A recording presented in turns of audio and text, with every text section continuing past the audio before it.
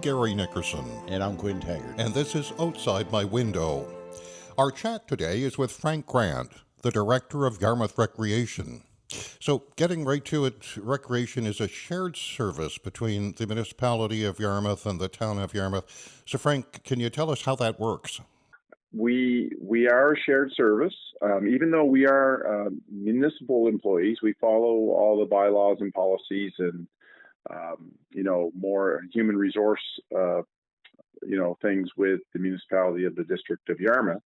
But the town and municipality have been merged on recreation since the mid '90s, we back then we were joint leisure services, and over time we morphed back with the recreation name, Yarmouth Recreation, and it makes sense for a community our size that a lot of our sports teams are Yarmouth-based teams. And we have lots of great facilities in both the town and municipality, and of course lots of great community sport volunteers and recreation leaders in all of our communities. So the merger together was a no-brainer when it was thought up back in the 90s, I think around Richie Hubbard's move from recreation director to MLA. Frank, the Recreation Department is either responsible for or involved in a wide range of things between the two municipal units. Is that right? It's a lot of things, and I often get the credit for all the work that my staff do. But that's not the case. Like, I rely heavily on John Darcy, who's been with our department for a long time. He is our facilities coordinator that looks after all our sports fields, community halls, 2 recreation complexes, 2 tennis courts. John is, a great resource. And when it comes to summertime with all the busy things that are happening out on our sports fields, I think Mr. Darcy is known well across the province for all those tournaments that happen, and teams from away come in and are on our soccer pitches and diamonds. Jillian Camo is our leader in the office. She is our community engagement officer, so she's the one taking all the intro level calls, bookings, payments, registrations, and a mass of other types of duties that happen with our programs and linking with the community. And a very integral part of our office is always that frontline person that are getting all the emails and phone calls. Tanya Bain is new to our department. She's been with us just over 6 months. She's our active living coordinator, which is another partnership with the province of Nova Scotia. We're a proud member for about 10 years now with the Municipal Physical Activity Leadership Program, which they provide some funding for us to hire Tanya, but work more towards physical activity and active living goals. So we have a strategy that we're working on and trying to get people moving more. And last but not least, brand new to our department is our community recreation coordinator, Matthew Smith. Just started with us on Tuesday, and he's getting his feet wet and his responsibility is all of our community programs. So, of course, in the summertime, we have 15 summer staff that are leading all kinds of different events, day camps, kayaking, water sports, all kinds of different things that are happening around the community. And I'm sure he'll fit right into the mold here with our department. So lots of things going on. Yes, our busy time is from April to September, and we have a lot of students that are employed with us, university and high school students, leading all types of things. But when the fall comes, a lot of people think that we don't do anything, and that's totally not the truth. And in the fall, we do some major events like volunteer awards and athletic awards, and we have opportunities where we have connections for community use of schools for minor programs like minor basketball and minor soccer, and drop-in programs like pickleball, and Um, yeah, so and then our buildings that we have at the Rotary Center, the hall there, as well as the Lake Milo Hall, they pick up as well in the fall and winter months for uh, birthday party, showers, aerobics, you name it. We're doing all that stuff. So it's a year round thing. A lot of times in November, December, that's grant time, so that's when we're filling out grants for students and for programs and for capital projects, and so it keeps us busy, and we're always hopping, and we're always here too. So that's one thing that I always like to say is that we are a phone call, text message, Facebook message, or an email away, and if someone out there is looking for something, we'd love to hear about it so that we can explore it and try to make it happen, because we don't know everything. We don't know all the expertise that we have in the community, but we'd love to hear about it so we can build on it. Now, a lot of these events don't happen without volunteers. Now, do you recruit and or maintain volunteer base on your own, or is that the responsibility of the different groups that would be using the facilities? We often do partner with community groups, uh, that are putting events on. We are part of the team alongside volunteers, but most of our activities we organize and plan ourselves. Sometimes we do bring in, like I said, if we're doing seniors activities or whatever, we do ask for local leadership with someone that plays a lot of crib would be a great marshal for a crib tournament, or someone that's a washer toss person that knows all the ins and outs of washer toss. We ask them to come in, but we like to support all of our community organizations and those organizations that are put together for an event that comes to town. I think of like the 55 plus games that were held here last year. um, we weren't the major organizers, but I was around the table. We made use of a lot of our facilities. We made use of a lot of our equipment that we had, and we'd like to contribute in some way, but not in a way where we're coming in and taking things over. We work alongside the volunteers just like everyone else. And I mean, that's the key. A lot of these events don't happen in silos. You got it. And I remember when I was young and wet behind the ears, I cut my teeth for 6.5 years in the District of Argyll in their recreation department. And a very well respected man in the community by the name of Emil Babin was chairperson of our recreation committee when I worked there. And I remember having a good long discussion about volunteerism and the importance of community building and recreation with Emil. And he said, when the District of Argyll hired their first recreation director, a lot of people in the community were upset because the volunteers in the community were their minor baseball. They were putting on different events and festivals and promoting their community and their culture. But some people took it the wrong way, that now that there's paid staff leading some of this. But really, whenever someone says, "Oh, are you in charge of, the Canadian National Old Timers baseball tournament that's coming to town?" I always say, "No, we're not. It's run by a volunteer committee, and we support them by making sure our fields are in top shape, making sure that we do everything that we can to put on a top-notch event. It's not us just coming in and pushing people around. It's us, being equals, so that we appreciate that volunteer base, because yes, within our department, there's 5 full-time staff, but we can't do it all. Is there is there things that go on in the community that are not part of your realm of responsibility or tangent? Oh yes, lots. There's lots of groups out there. Just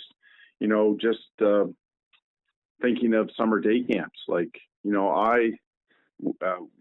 our department in summertime has always been well known for our summer day camps. But there's all kinds of summer day camp programs happening that I think is great. If people have choice, maybe they can come for a couple of weeks with our department, and then go to Juniper House for a week, Boys and Girls Club, Mariners on Main. Um, there's all kinds of different organizations doing lots of things. And oftentimes we are able to reach out and assist each other in some way, in some matter. But it's, to me, all that stuff is good. Yes, maybe my numbers aren't as high as they used to be with more programs, but I always say it's all about choice, variety, and to me, that shows that our community is growing and that people are, obviously those groups are seeing the need for a lot of those things that are going on, and that to me makes a vibrant community if we have lots of variety and lots of organizations out there. Like all of our minor sport organizations are run by volunteer boards. They just happen, like for outdoor sports like soccer, the Yarmouth Clippers soccer and minor baseball, they work with us for fields, but all their activities, all their coordinating, all their games, all the umpires, that's all coordinated and scheduled through their volunteer boards. So there's lots going on, and I think that's part of what makes Yarmouth so great, is that people are out doing stuff even before we pick up the phone and ask them. With the COVID restrictions pretty much behind us, which activities were you happiest to see come back? Oh, the one that's near and dear to my heart is our Yarmouth County Athletic Awards ceremony that we've always done since the mid 70s. I think the history on that one is that it started with the Yarmouth Gateways winning the Nova Scotia Senior Championship baseball 3 years in a row. I think that's how that ceremony started. We haven't done that since COVID hit. So 2019 would have been the last time that we honored all of our Yarmouth County athletes, coaches, umpires, and volunteers, for doing such a great job within the community and placing at a provincial competition or higher. So this year, I'm sure before the end of August, myself and Matthew and Jeanette and Natalie out in the District of Argyll will be getting our heads together to plan another event for late November, early December. Now, in the past, you would have partnered with the Yarmouth Sport Hall of Fame with their awards night. Is that right? Yes. So and I've just been playing a bit of phone tag with Gloria Goodwin with the Yarmouth County Sport Heritage Association, and they're planning a fall induction ceremony this year. So so the way we've always done that is our male and female athletes of the year receive the Nate Bain Memorial Trophies from Sport Heritage. So that's great to see them getting back as well and inducting those people into the hall. Yeah, they're looking at October the 15th at the Lions Club. I just happened to I was talking with her the other day. I just wrote the note. So it is great. Now, I know they're going to play catch up. Are you going to play catch up as well? As far as trying to get those years that we missed, well, that's a good point to bring up when we put our heads together. Is that we missed a couple of years? Do we try to get all that information together for the years that we missed? Because there wasn't a whole. I guess the reason why we stopped our ceremony was there wasn't a whole lot of sport going on, but there were a few people that were still able to do some things. So that's an interesting conversation that we'll have to have with our organizers. What other events are near and dear to your heart, Frank? I know Switch obviously is one of the more popular ones. Well, really, Switch, we had a great turnout for the first one in July, and we're looking forward to the 28th of August for the second one. Really, to me, I am just so happy that we can plan things again and not have to count heads and count numbers, that we can get together around a table and talk to each other, because, we're all human, right? So when we are doing work, and we're planning things face to face, at the end of the meeting, you get to socialize a little bit and talk about what's going on the weekend.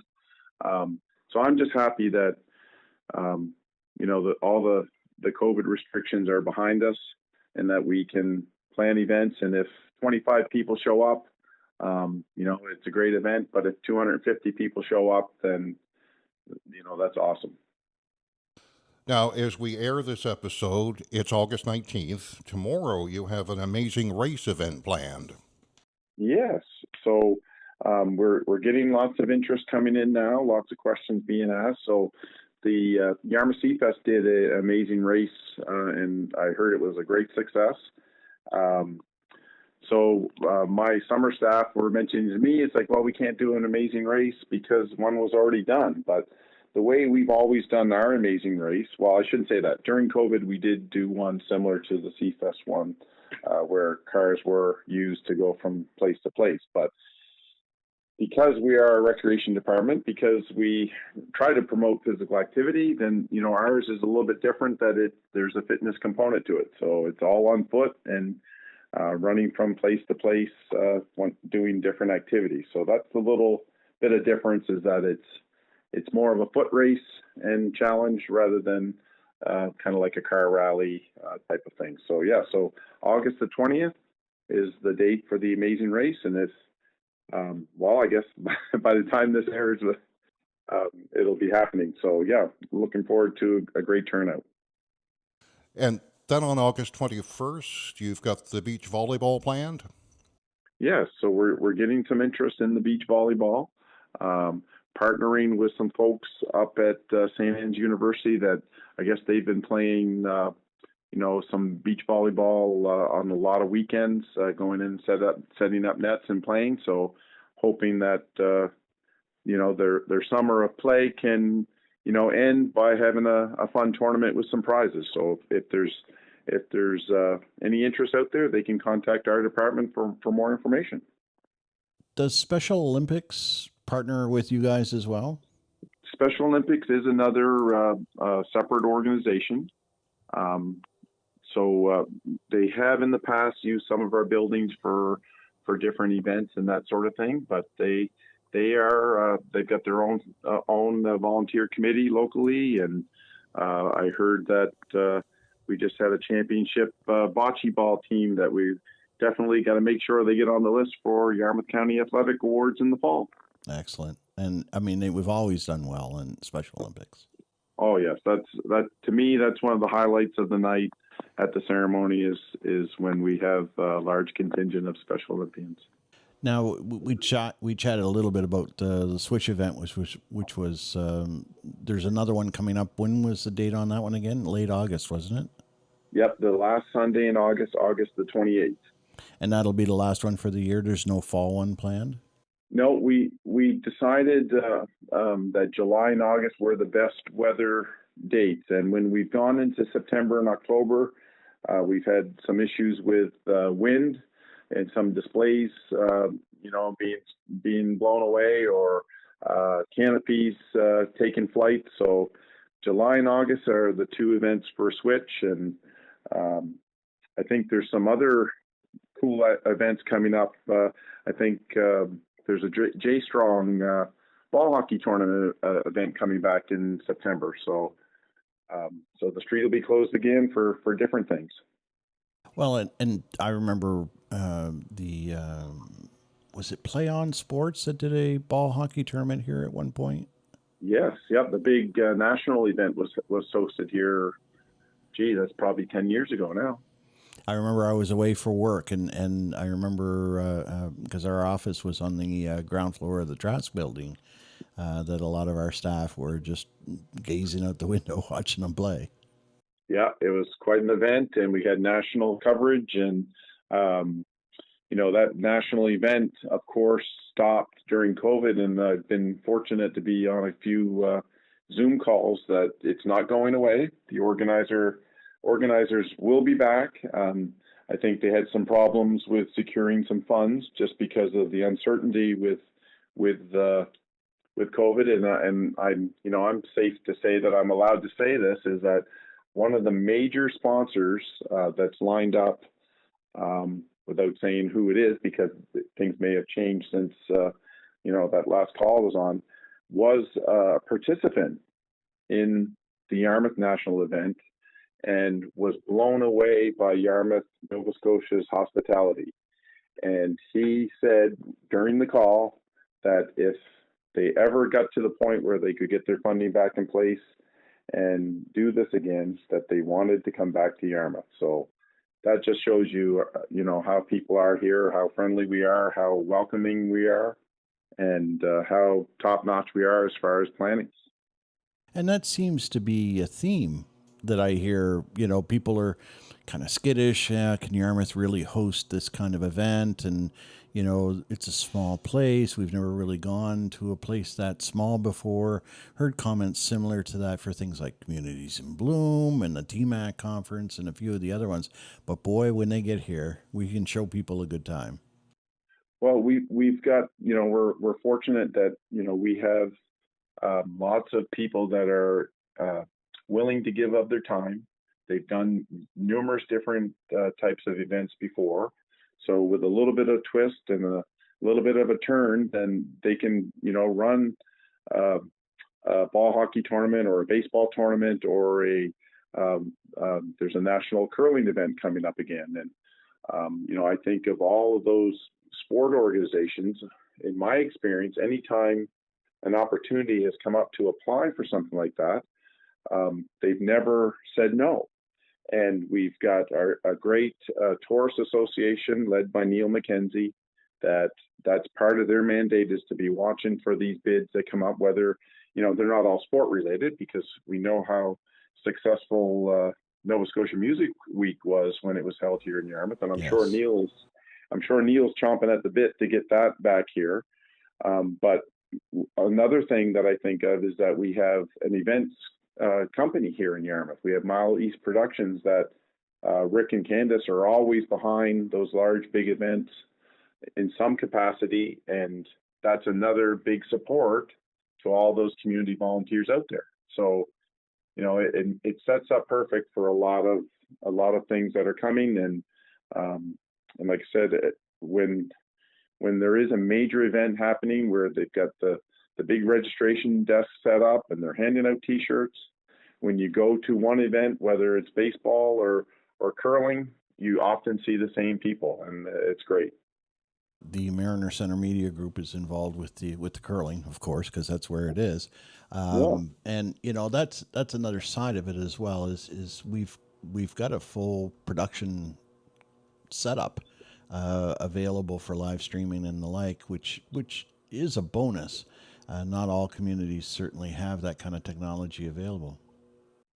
Yeah, and I'm sure I'm not part of the MC Media team, but I was just telling Matthew Quinn before you called how the MC Media team has the reputation across Maritime Junior Hockey League as the best film crew for any game. I've heard it from people not from this area that purposely only watch a lot of Yarmouth games because they can't stand how they're live broadcasts on other venues for other teams. So kudos to you guys. But I'm sure that when MC Media was approached about the curling team, the curling tournament coming, I'm sure no one as part of that group said, no, we're not going to do that. No, it was absolutely not. Right. It was an automatic yes, right? Because that's just another neat thing that you guys can learn some stuff and do some different stuff with all your equipment and visuals. So kudos. Well, like with a lot of the groups locally, we've got a great core group of volunteers, and that's the thing that a lot of people look at us as staff for the center, but we're not. And any chance I get, I always try to remind folks, look, we're all volunteers. When the Junior A Mariner game is on, the two commentators, the three camera people, and the guy in the booth, we're a team, and it's been a great group. I've been involved with them. Oh, scary to think 10 years now. But that just was an extension of the work that I'd done with Viking Cable and Eastlink over the years. I started with them back in 1981, so it's been 41, almost 42 years. Wow. Yeah. But it's my way of being able to give back, and I think that that's part of it as well. You know, when I've talked with other people who were, you know, had some spare time, but they weren't quite sure where to put their energy, is that look, everybody's got something to give, even if it is time, and everybody's got some skills that they can use in some way, shape, or form to give back into the community. Being able to do the video production is my way of being able to give back into the community. Awesome. Same with doing this podcast. So you know, Gary and I kind of fell into this right in the middle of COVID because where Gary retired, people were interested in hearing his voice again, and we got together and thought, yeah, let's just give it a shot and see what happens. And hey, it's been really good. Yeah, I enjoyed watching the outside my window during COVID when, you know, pretty much life was online, right? So yeah, I'm glad it's continuing on. Yeah, yeah. We've never had a shortage of people to chat with, and there's always something good going on in the community, and that's part of it too. Is that, you know, when you look at social media, and I know it's kind of a double-edged sword for you folks, but when you look at social media, it has the benefit of being able to you know, promote events and get the word out quickly. But, you know, the other side of it, of course, is that you get the people that can't help themselves for whatever reason. They've got to be negative, negative, negative. And we cut through some of that crap doing what we're doing and highlighting the good stuff that's going on that may not percolate to the top of people's news feeds. For sure. Are you involved with the multi-use trails at all, Frank? No, it's not.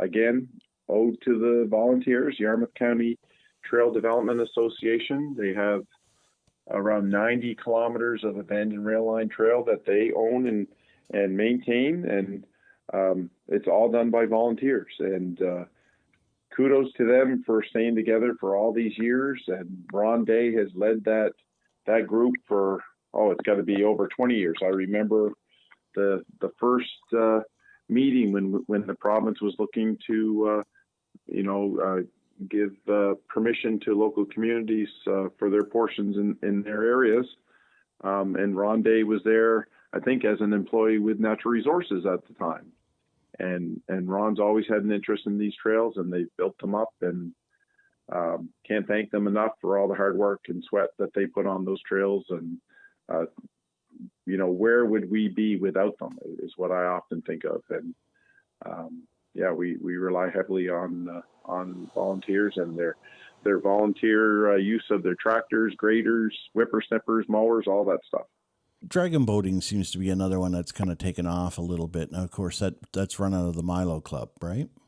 Yes, and my gosh, it's probably been 15 years now since we've had dragon boats in the community, and Mark Hubbard has been our champion volunteer leading those nights since they dipped into the lake. So Mondays and Tuesdays are the nights for free community dragon boating. I say all through summer, but it does go into the fall as well. And pretty much every Monday at 6 o'clock, if you're on the dock, you can hop in the boat and go for a paddle. And if you arrive at the dock at 6:10, just hang on a few minutes because they'll circle back around and pick you up. There's always room for more. There's always room for more. And everyone has a life jacket, and Mark gives some instruction. Like, you don't have to have dragon boated before. There's a little bit of a rhythm to the paddling, trying to keep in stroke, but it's fun for all ages. We chatted with Mark Hubbard about how he became involved with the group. I became involved back in 2017, no longer than that, 17 years ago. Lucy Mortimer was actually the one who inspired dragon boats. She bought the dragon boats through ACOA, I believe. And what happened was she met me through Runner's Attic. I ended up joining her groups for paddling. Dragon boat showed up, and she started teaching me how to coach. Are the dragon boats to a spec? The dragon boats, I'm not exactly sure how long they are, but they hold 20 people. plus the steers person at the back and the coach at the front. The boats are about 500 pounds each, and when you get everybody in there, especially adults, you're looking at about 1,200, 1,400 pounds. That's why it's important for everyone to work together to get the boat moving, which is actually the main part of the sport. So when we see competitions and so on TV or online, is there different sizes of boats for those types of competitions, or is there like a standard? Now, what we've got here at Lake Milo is a community boat, very sturdy, very floatable. There's air pockets in the seats. There's air pockets in the bottom of the boat, and at each end. Race boats are so much more tippy. They're very streamlined. If you ever compare a dragon boat that's community to the seat of one that is racing, you're looking at about a pocket of about 7 inches. And when you're into a race boat, you're looking at a pocket of about maybe an inch. Now, how many people do you normally have come out to participate? Do you have a regular crowd? We usually do have a regular crowd. However, with community, it's open to anybody. And seriously, anybody who's 30 pounds or heavier, we have life jackets for them. It's open to anybody who wants to show up, and it's absolutely free. Give us a sense of the days of the week that you can come and the times. So Mondays and Tuesdays is what we're doing this year. 6 o'clock, it's best to come at like 5:45 so we can equip everybody, get them in the boat, give them a little crash course. Pardon them, like we don't want to crash, we don't crash, but give them a little, give them a nice little course on what we're going to do. Introduction, hop in the boat, and off we go for maybe 45 minutes. Is it sort of like curling? You just sort of get out of it what you put into it? 100%. I've watched curling, and there are curlers at the professional level who we've seen in Yarmouth that are balls of sweat at the end. So, like with our dragon boat community paddles, very leisure. We go sightseeing. We've stopped to look at porcupines. We've stopped to look at deer. But when you get into the actual racing of a dragon boat, it is so exhausting for a little bit of time.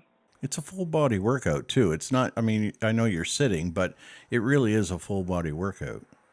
It is. If you really are technical about it, it's very core related. Plus, your arms are basically just a vessel holding the paddle, but it also includes your legs. There are little bumps at the bottom of the boat, and just by pushing those bumps with your feet, the boat will actually move forward. So it's technically a way of, I shouldn't say cheating, but it's just an extra thing you can do to make the boat go faster, which is just incredible. And how long do your sessions last? The sessions go from about 6 o'clock, depending on how many people show up. It could be a half hour. It could be 45 minutes. If it's a full boat of adults, it could be an hour and a half. Now, COVID kind of pulled the rug out from under everybody's events and so on. So it's been a couple of years since you've been out on the water, hasn't it? Probably the second year of COVID, 2021, we were very restrictive of who was coming on the boat. We needed to know, like, whoever came to the boat, we personally knew, and then they could invite somebody else because they knew them. So if anything happened, there was a chain of, we could contact, there was a contact tracing available. Nothing ever came of it, but yeah, now it's wide open. Anybody can come.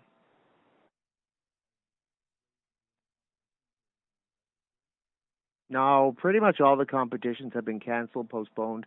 I'm expecting 2023 to be a really good season for paddling. Things should be better, more wide open, and we're ready to go. How late in the season do you go? This year we're going to the end of August. A lot of times we started mid-May. This time we started in July. We usually go to the end of September, but we're ending at the end of August this year just for precautions. And if anybody wants any more information, how do they find out? They can call me at Runner's Attic, 902-742-9812 between the hours of 10 a.m. and 5 p.m. Is there anything big coming up in the fall that you'd like to highlight? Well, the just with COVID, we kind of touched on a little bit that we have had COVID kind of adjust some things, and our timelines and our deadlines are all kind of gone a little bit wonky because of that. So one of the things that we've always done in the spring is our annual volunteer awards. And I think, Quinn, you've been part of those. I think I can remember you receiving a local Yarmouth Volunteer Award. I'm quite Couple sure. Couple of times. So with COVID, the Nova Scotia Volunteer Award ceremony is now in September. And I was kind of disappointed to hear that the ceremony is virtual again. Oh, no. So I was hoping that we could get our local champion volunteers that were selected to represent the town of Yarmouth and the municipality of Yarmouth, with the mayor and warden and our local MLA and do a nice celebration there with all the other communities in the province. But that event is going to be virtual in the fall. And the two volunteer representatives that were picked this year are Mark Brophy from the municipality of the District of Yarmouth and Linda Gallagher from the town of Yarmouth. So Mark, his volunteering, my gosh, you can go on and on about his beach cleanups, his involvement with the splash park, his involvement with curling. It just goes, on and on and on and on. Linda Gallagher, she spearheaded the drive for the splash park and raised all that money so quickly. It was amazing. And the splash park is, construction is going to be starting any day now. So those folks will be honored at a virtual ceremony, but the following Tuesday, so I think the date is October the 4th, we will have our local Yarmouth volunteer reception in October. So, like I said, usually it's in April. It's usually around Volunteer Week, but this year we always do it a week after the provincial ceremony. So October the 4th is our local celebration of volunteers. And then I'm hoping that we'll get back into the regular timeline and celebrate again in April of 2023. Excellent. So if anybody's interested in what's going on, you're very active on social media, but you have a website as well, right? Yeah. And, I admit our website might not be as up to date as it has been in the past. We are working on some things there, but I always like to say everything that we're doing now is on our Facebook page. Yes, there's a lot of folks that don't use Facebook, but they can reach out to us, phone, email, or check out our website and click on some links there. We're always here to share information. Excellent.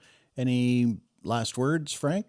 I guess one of the things that I find whenever I'm interviewed and doing things like this is I just want to mention to folks is that you don't have to wait for that program to be organized on a Tuesday night at 6 o'clock at the Lake Milo Boat Club. Whatever the activity is, there's plenty of choices and selections around the community. Yarmouth municipality and the town of Yarmouth, we have so many facilities that promote active living, like the multi-use trails within the town and municipality, sidewalks, playgrounds, parks, like all that stuff is for people to get out and enjoy with their families. And you can do it on your own clock. So if you're someone that works 12-hour shifts and the time that you go for your walks is 7 a.m., then, there's lots of beautiful options for trails and places to go and see. Beach walks, like we're so lucky that we have so many beautiful beaches and lakes in the area that have all kinds of different amenities as well. So, so you can be active in the community without paying a registration fee or waiting for a certain day and time to come up. There's all kinds of things that you can do and explore on your own. Frank, thanks so much with chatting with us. It's always a pleasure to hear about really good things that Yarmouth Recreation is doing, and we'll check in with you this fall. Well, thanks so much, Quinn and Gary, for thinking of me, and I love being outside your window. Our guest has been Frank Grant, the Director of Yarmouth Recreation. I'm Gary Nickerson, And I'm Quinn Taggart. and this has been Outside My Window.